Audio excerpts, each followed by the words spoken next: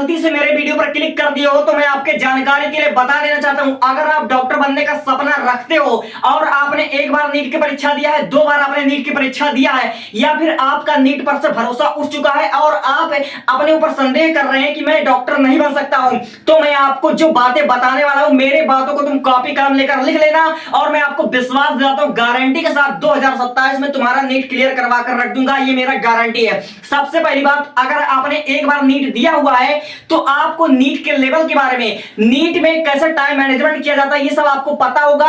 और मैं ज्यादा ये सब कहूंगा नहीं, मैं सीधे मुद्दे पर आता हूं। देखो दोस्तों, नीट की परीक्षा में केवल 3 सब्जेक्ट होते हैं, बायोलॉजी होता है, फिजिक्स होता है, केमिस्ट्री होता है। तो दोस्तों, आपने बायोलॉजी तो बहुत अच्छे से पढ़ रखा है, लेकिन जो आपका केमिस्ट्री होता है और जो फिजिक्स होता है दोस्तों, आपको जो आपके टीचर्स होते हैं जेईई मेन के लेवल का फिजिक्स पढ़ाते हैं। और मैं आपको ये सजेशन देना चाहता हूं, ये मैं आपको, मेरा खुद का पर्सनल ये ओपिनियन है कि जब भी नीट पेपर लीक होता है, 2026 में पेपर लीक हुआ था, ठीक है, और 2024 में एक बार लीक हुआ था। जब 2024 में पेपर लीक हुआ था, रीनीट हुआ था 2024 में, और 2025 में बहुत ही टफ आ गया था।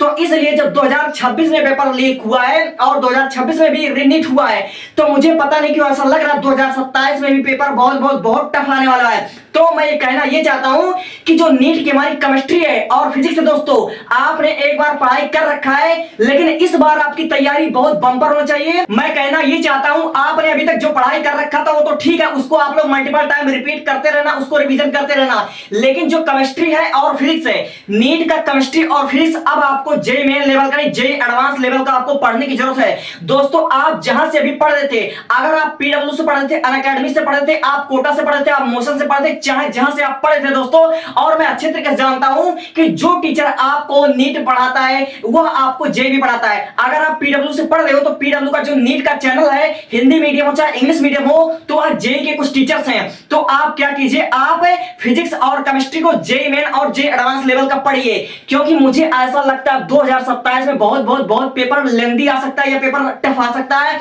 जेईई एडवांस लेवल का फिजिक्स या केमिस्ट्री आ सकता है। और 2026 में ऐसा ही हुआ बच्चों के साथ। पेपर 2026 का कोई कठिन नहीं था जो रीनीट है, लेकिन पेपर बहुत बहुत बहुत लेंदी था और बच्चों को समझने में टाइम था, ठीक है, टाइम टेकन पेपर था केमिस्ट्री और फिजिक्स। तो इसलिए मैं कहना चाहूंगा, अगर आपको सिलेक्शन चाहिए और पक्का चाहते हो कि नीट मेरा क्लियर हो 2027 में, और केमिस्ट्री और फिजिक्स आपको totally JEE mains JEE advance level का आपको पढ़ना है। आप चाहे जैसे पढ़िए, चाहे आप ऑनलाइन पढ़िए चाहे ऑफलाइन पढ़िए, लेकिन अब केमिस्ट्री और फिजिक्स केवल नीट के लेवल से हमको काम नहीं चलेगा दोस्तों। मैं एकदम से खुला चैलेंज करता हूं, 2027 में पेपर देख लेना, बहुत बहुत बहुत टफ होगा 2027 का, और प्लस आपका सीबीटी मोड में होगा।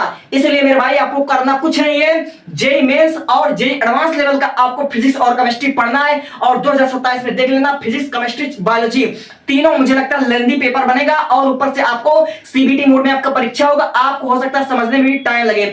इसलिए अगर सिलेक्शन चाहते हो तो जेईई मेन और जेईई एडवांस लेवल का पढ़ाई आपको करना है, फिजिक्स और केमिस्ट्री। और मेरे बातों को हल्के में भी, मजाक में मत लेना, मैं रियलिटी बता रहा हूं। 2027 में मिलते हैं और बात करते हैं, देखते हैं 2027 का लेवल क्या रहेगा। Thank you.